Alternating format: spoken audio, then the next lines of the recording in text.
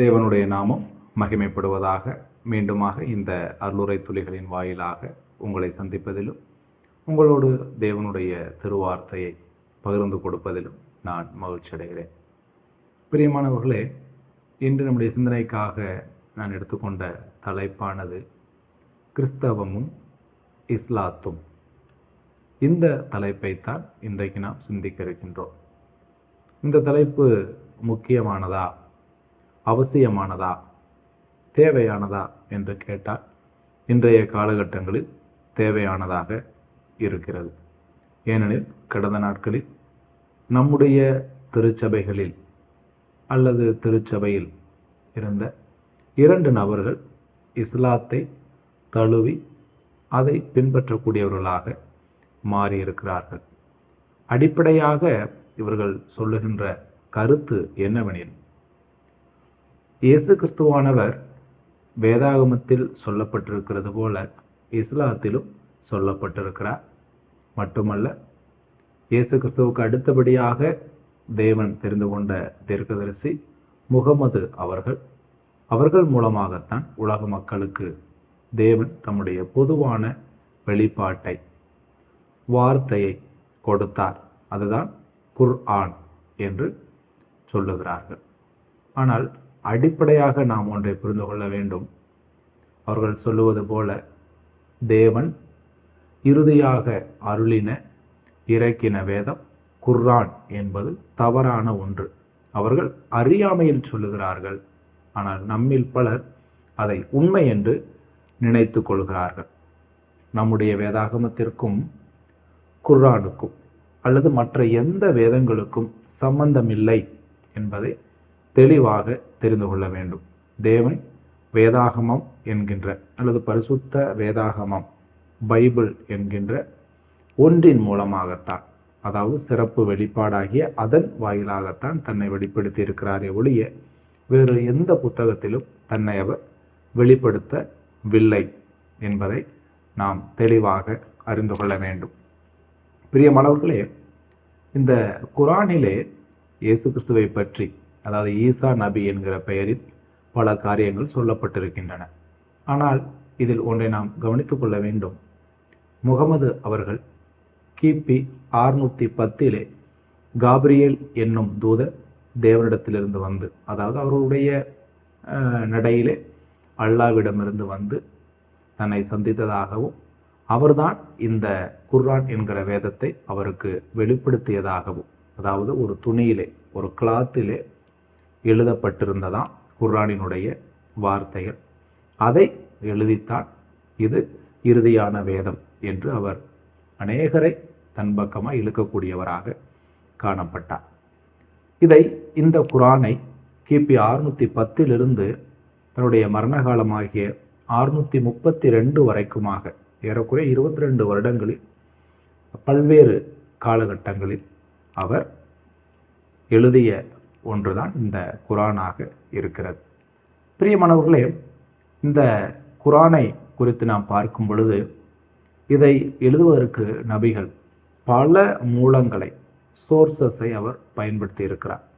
முக்கியமாக இயேசு கிறிஸ்துவை பற்றி அவர் குறிப்பிட்டிருக்கிறார் என்று சொல்லும் பொழுது அவர் இயேசு கிறிஸ்துவினுடைய வாழ்க்கை வரலாறு அடங்கிய சரியான நற்செய்தி நூலை அவர் பார்த்து எழுதவில்லை.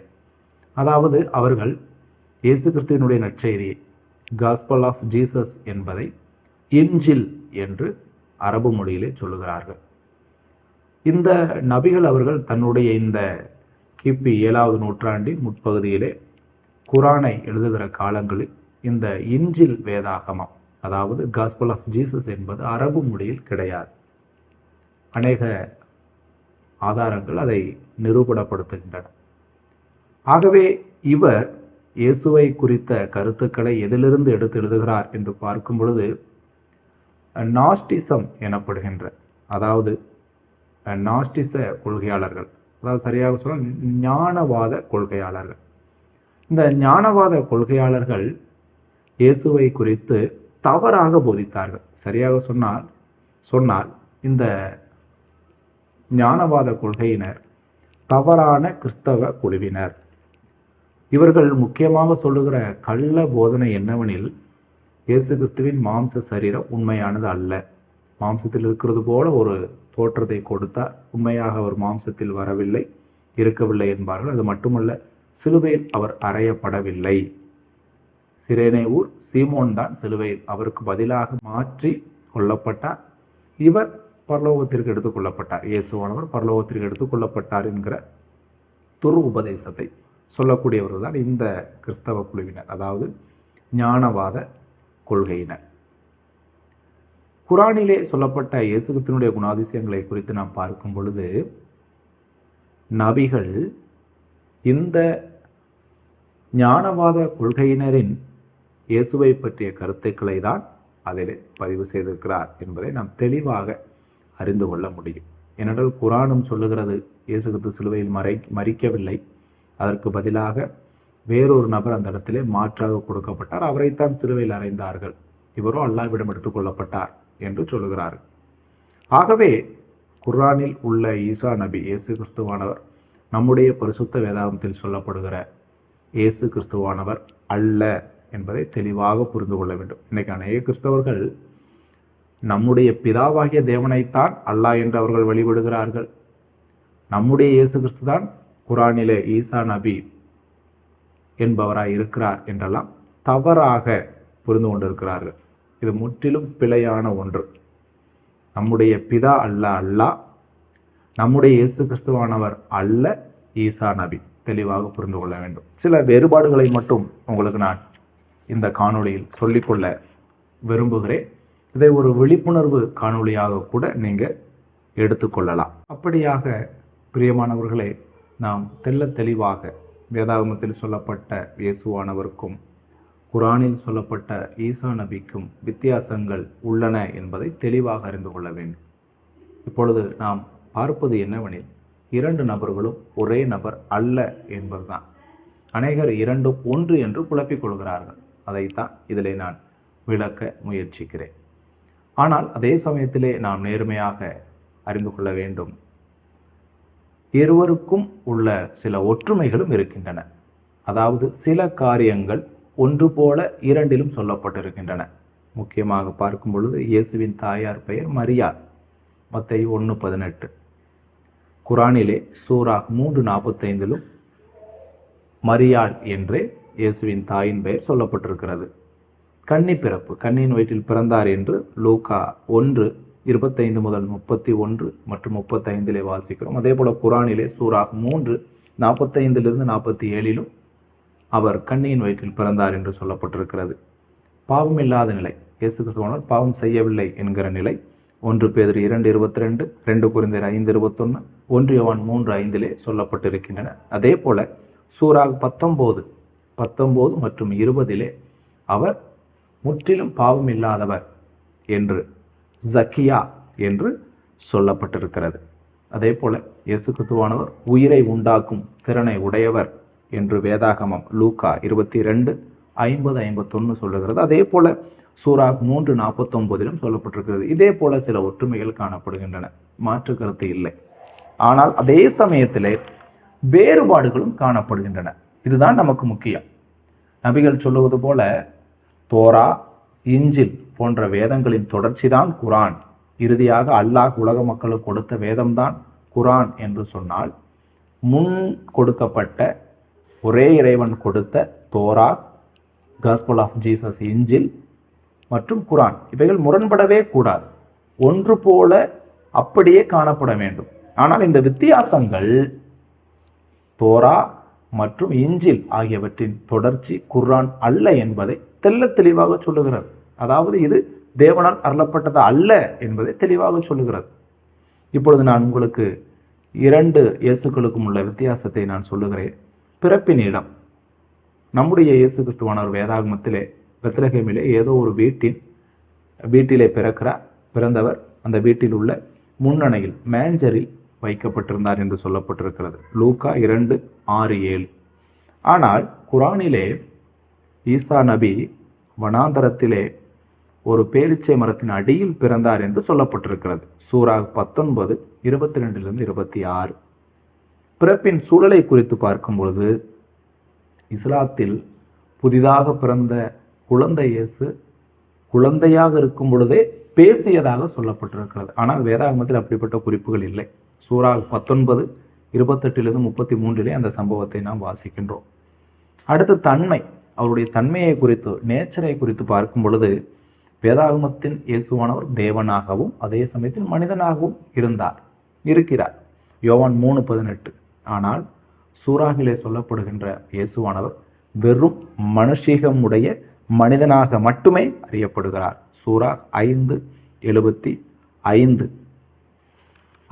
ஆகவே இப்படிப்பட்ட பல இன்னும் ஏராளமான வேறுபாடுகள் காணப்படுகின்றன. முக்கியமாக சிலுவையில் அறையப்படுதலை குறித்து பார்க்கணும். நம்முடைய வேதாகமம் சொல்கிற இயேசுவானவர் சிலுவையிலே அடித்து கொல்லப்பட்டு அடக்கம் பண்ணப்பட்டு உயிர் தெழுந்தார் என்று வாசிக்கிறோம்.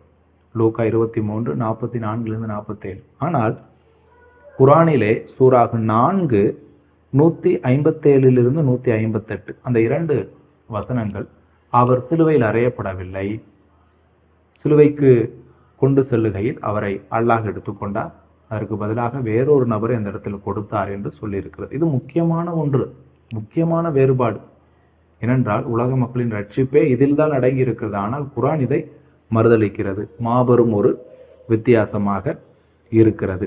அடுத்து 2ஆம் வருகையை குறித்து பார்க்கும் பொழுது வேதாகமம் நமக்கு அவர் மகிமை உள்ளவராக தேவ தூதர்களோடு கூட வருவார், இந்த பூமியை ஆட்சி செய்வார் என்றெல்லாம் சொல்லுகிறது. மத்தேயு 25 31 32. ஆனால் இஸ்லாத்தின் இயேசுவானவரோ மறுபடியும் வந்து இந்த உலகத்தில் உள்ள யூதர்கள் கிறிஸ்தவர்களை எல்லாம் கொன்று, அதாவது தன்னை தேவன் என்று சொன்ன அனைவரையும் கொன்று திருமணம் முடித்து 40 ஆண்டுகள் இந்த உலகத்திலே வாழ்வார். பின்னர் மரித்து மதீனாவிலே முகமது நபியின் கல்லறைக்கு அருகாமையில் அடக்கம் செய்யப்படுவார். பின்பு மறுமை நாளிலே உயிர்ப்பிக்கப்படுவார் என்றெல்லாம் சொல்லுகிறது. சூரா 19:33. அதே போல அவருடைய ஹதீஸ் என்கிற தொகுப்புகளும் அப்படியே சொல்லுகின்றன. ஆகவே பிரியமானவர்களை தெள்ள தெளிவாக புரிந்து கொள்ள வேண்டும். நம்முடைய இயேசு கிறிஸ்துவானவருக்கும், வேதாகமத்தில் சொல்லப்பட்டிருக்கிற இயேசு கிறிஸ்துவானவருக்கும் குரானில் சொல்லப்பட்ட ஈசா நபிக்கும் சம்பந்தமே இல்லை. சில ஒற்றுமைகளை வைத்துக்கொண்டு நாம் 2 1 என்று சொல்லக்கூடாது. முக்கியமாக கிறிஸ்துவின் சிலுவை மரணம், அவருடைய 2ஆம் வருகையெல்லாம் இந்த குரான் மறுத்துரைக்கிறது. இன்னும் முக்கியமாக பார்ப்போமாகில் நம்முடைய வேதம் இயேசு கிறிஸ்துவானவரை தேவனுடைய குமாரன் என்று சொல்லுகிறது, அதாவது தேவனுக்கு சமமானவர் என்று சொல்லுகிறது. ஆனால் குரானோ அவரை தேவனுடைய குமாரன் என்று சொல்லவில்லை. நம்முடைய இயேசு கிறிஸ்துவானவர் சிலுவையில் மரித்தார் என்று நம்முடைய வேதாகமம் சொல்லுகிறது. குரானோ சிலுவையில் அவர் மரிக்கவில்லை என்று சொல்லுகிறது. நம்முடைய வேதாகமம் 3ஆம் நாளில் அவர் உயிரோடு எழுந்தார் என்று சொல்லுகிறது. ஆனால் குரான் மரிப்பதற்கும் உயிரோடு எழுப்பப்படுவதற்கும் மறுபடியும் அவர் பூமிக்கு வருவார் என்று சொல்லுகிறது. ஆகவே பிரியமானவர்களே, தெளிவாக புரிந்து கொள்ள வேண்டும். நம்முடைய பரிசுத்த வேதாகமத்தில் சொல்லப்படுகின்ற இயேசுவானவர் வேறு எந்த வேதத்திலும் சொல்லப்படவில்லை, முக்கியமாக குர்ஆனில் சொல்லப்படவில்லை. சில ஒற்றுமைகளை வைத்துக்கொண்டு நாம் 2 1 என்று சொல்லுவது மிக மிக பிழையான உபதேசம்.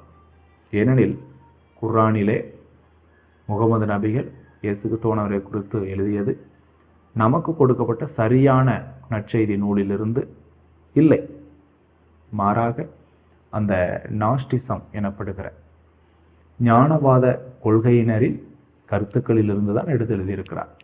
ஆகவே பிரியமானவர்களே, நம்முடைய வேதாகமம் சொல்லுகிற இயேசு கிறிஸ்துவானவர் நமக்காக மனிதனாய் வந்து பாடுகள் பட்டு சிலுவையில் மரித்து அடக்கம் பண்ணப்பட்டு 3ஆம் நாள் உயிர்த்தெழுந்து விண்ணகம் சென்று மறுபடியும் நம்மை ஆள வரப்போகிற ஒருவராக இருக்கிறார். ஆனால் குர்ஆனில் சொல்லப்பட்ட ஈசா நபியோ வெறும் மனிதனாக, வெறும் தீர்க்கதரிசியாக மறுபடியும் மனிதனாகவே வந்து இந்த பூமியில் மனிதர்களைப் போல வாழ்ந்து மரிக்கப் போகிறவராய் இருக்கிறார்.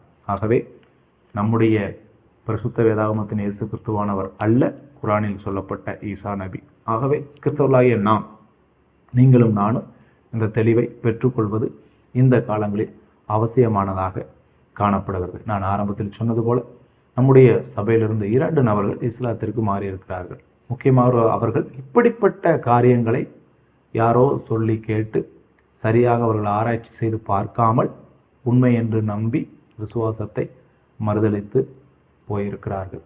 அதாவது அவர்கள் ரட்சிக்கப்படவே இல்லை, அதுதான் உண்மையான கருத்து. ரட்சிக்கப்பட்ட யாரும் அப்படி பின்வாங்கி போக முடியாது. ஆகவே நாம் சத்தியத்தை தெளிவாக அறிந்து நாம் செயல்பட வேண்டும். ஏனென்றால் இன்றைக்கு பல நூதனமான கள்ள உபதேசங்கள் நம் மத்தியிலே எழும்பிக் கொண்டுதான் இருக்கின்றன, நாள்தோறும் எழும்பிக் கொண்டு இருக்கின்றன. ஆகவே நாம் சத்தியத்தை கவனமாக நிதானித்து பகுத்து படித்து புரிந்து கொண்டு நாமும் தெளிவாக இருக்க வேண்டும், மற்றவர்களையும் தெளிவுள்ளவர்களாக ஆக்க வேண்டும். ஆகவே இந்த விழிப்புணர்வு செய்தியை நாம் ஆராய்ந்து பார்த்து சத்திய பாதையில் நடப்போம். சத்திய தேவன் நம்மை நித்தியம் கொண்டு சேர்ப்பாராக. தேவனுடைய நாமம் இன்றும் என்றும் சதா காலங்களிலும் மகிமைப்படுவதாக.